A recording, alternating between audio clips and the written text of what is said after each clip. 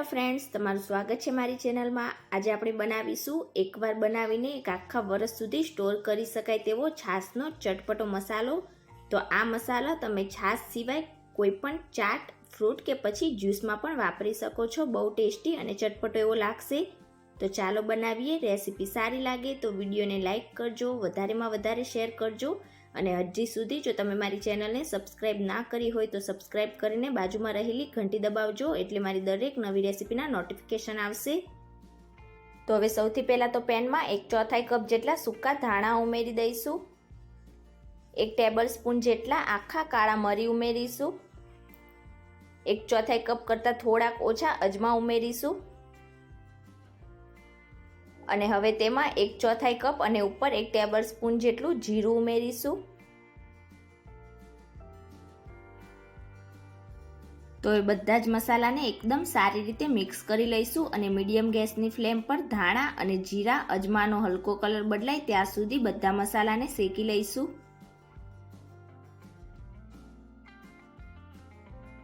અહીંયા જો તમને ધાણા પસંદ હોય તો ધાણાનું પ્રમાણ થોડુંક તમે 1 થી 2 ટેબલ સ્પૂન જેટલું વધારે ઉમેરવા માંગતા હોય તો વધારે ઉમેરી શકાય।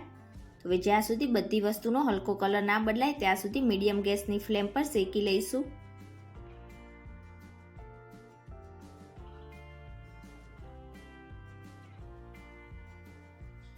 તો અહીંયા તમે જોઈ શકો છો આ રીતે આપણા જીરા, અજમા અને ધાણાનો હલકો કલર બદલાઈ ગયો છે। તો હવે આ જ સ્ટેજ ઉપર આપણે ગેસની ફ્લેમ ઓફ કરી દઈશું અને હવે તેમાં અડધો કપ જેટલા ફુદીનાના સૂકા પાન ઉમેરી દઈશું।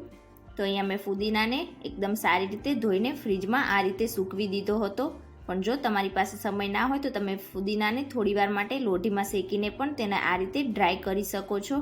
તો હવે આપણે બંધ ગેસમાં જ ગરમ પેનની અંદર ફુદીનાને 1 થી 2 મિનિટ માટે એકદમ સારી રીતે શેકી લઈશું। તો અહીંયા ફુદીનાને તમારે ગેસની આંચ બંધ કરી લીધા પછી લાસ્ટમાં જ ઉમેરવાનો છે।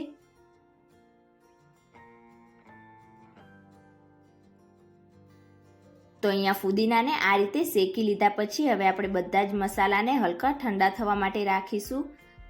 બધા જ મસાલા એકદમ સરસ રીતે ઠંડા થઈ જાય એટલે હવે આ રીતે આપણે ફુદીનાને હલકો ક્રશ કરી લઈશું, એટલે બધા મસાલા સાથે એકદમ સારી રીતે તેનો પણ પાવડર થઈ જશે। અને હવે એક મિક્સર જાર લઈને આપણા બધા જ મસાલાને મિક્સર જારમાં ઉમેરીશું।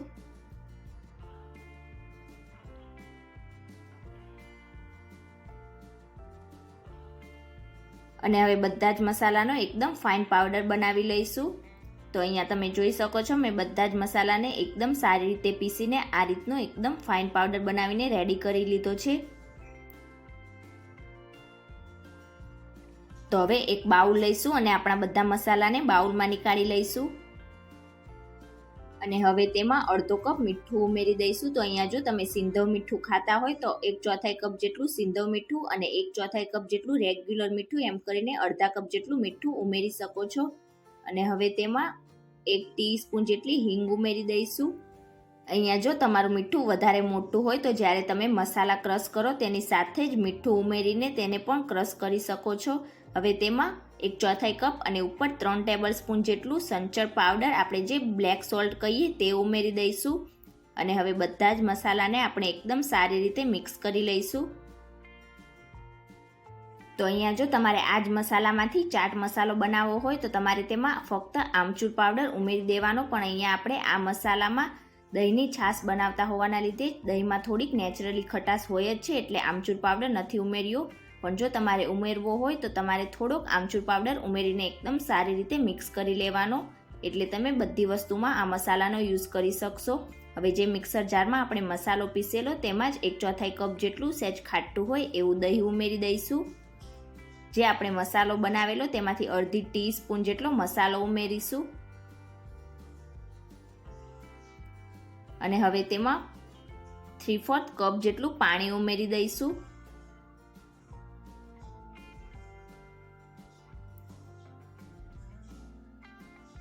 થોડાક ફ્રેશ કોથમીરના પાન ઉમેરીશું, થોડાક ફુદીનાના પાન ઉમેરી દઈશું અને બધી વસ્તુને એકદમ સારી રીતે પીસી લઈશું।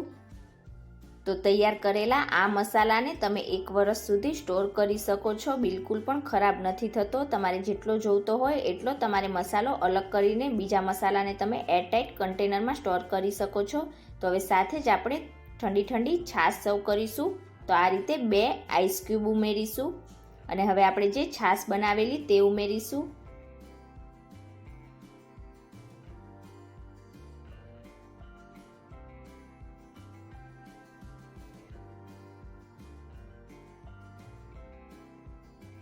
તો તમે ક્યારે આ રીતનો મસાલો બનાવ્યો ના હોય તો એકવાર આ રીતે છાશનો મસાલો બનાવીને જરૂરથી ટ્રાય કરજો. બહુ જ ટેસ્ટી અને ચટપટો લાગશે. અને આજની મારી રેસીપી તમને કેવી લાગી મને કમેન્ટ કરીને ચોક્કસથી જણાવજો. રેસીપી સારી લાગી હોય તો વિડીયોને લાઇક કરજો, વધારેમાં વધારે શેર કરજો અને ચેનલને સબસ્ક્રાઈબ કરીને બેલ આઇકનને પ્રેસ કરજો એટલે મારી નવી રેસીપીના નોટિફિકેશન આવે. Thank you for watching.